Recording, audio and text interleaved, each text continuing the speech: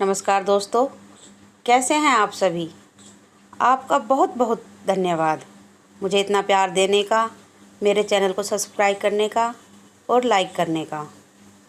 तो इसी के साथ मैं आज फिर आई हूँ आपके साथ नई कहानी लेकर, जिसका टाइटल है अब तो बस जीतना है। तो दोस्तों शुरू करते हैं आज की कहानी। पुराने समय की कहानी है। एक राज्य था। एक दिन गुप्तचरों ने सूचना दी कि पड़ोसी राज्य हम पर हमला करने वाले हैं। गुप्तचरों ने बताया कि खबर एकदम पक्की है।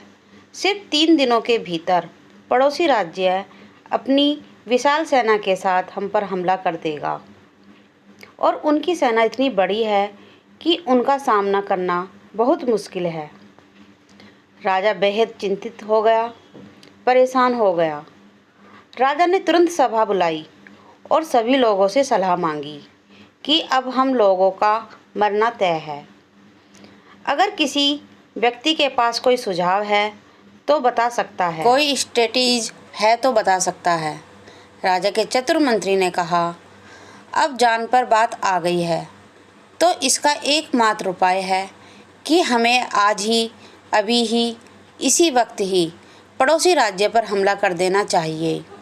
राजा बोला, मंत्री जी, हमारी सेना बहुत छोटी है, हम उनका मुकाबला कैसे कर पाएंगे।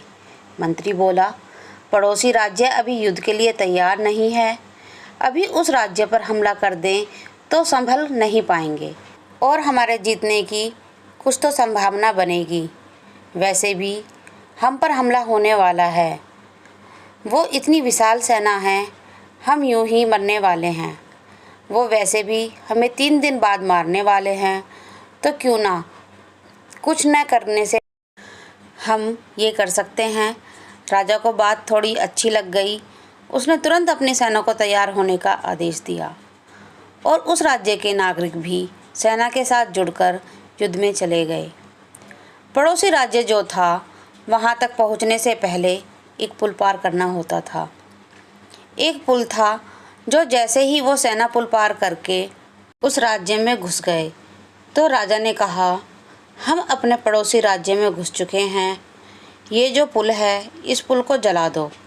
और जलाने के बाद सेना को बोल दिया, हमारे पास में अब और कोई ऑप्शन नहीं सिवाय लड़ने के। अब हम या तो लड़के जीत लें या फिर हम यहाँ पर मर जाएं। हमारे पास भागने का कोई ऑप्शन नहीं है। सभी सैनिक अपनी पूरी क्षमता के साथ में लड़े और पड़ोसी राज्य की बड़ी सेना को उन्होंने हरा दिया।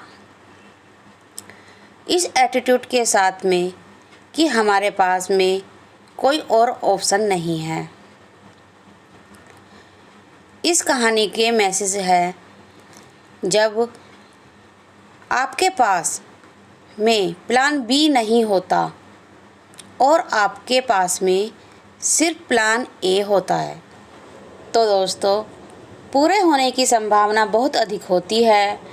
जब आपके पास में रास्ता सिर्फ एक होता है कि ये अगर नहीं किया तो मर जाएंगे, बर्बाद हो जाएंगे, तो संभावना बढ़ जाती है उसमें कामयाब होने की। हर कामयाब इंसान का एक वक्त आता है जब उसको लगता है कि अब अगर मैंने कुछ नहीं किया तो बर्बाद हो जाऊंगा, और वो कर लेता है।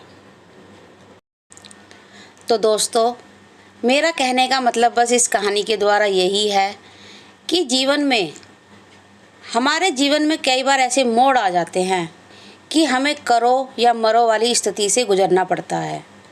लेकिन दोस्तों बिल्कुल भी घबराना नहीं है, डरना नहीं है। अपनी ज़िंदगी में किसी भी परेशानी का डटकर मुकाबला करना है और जीतना है। धन्यवाद।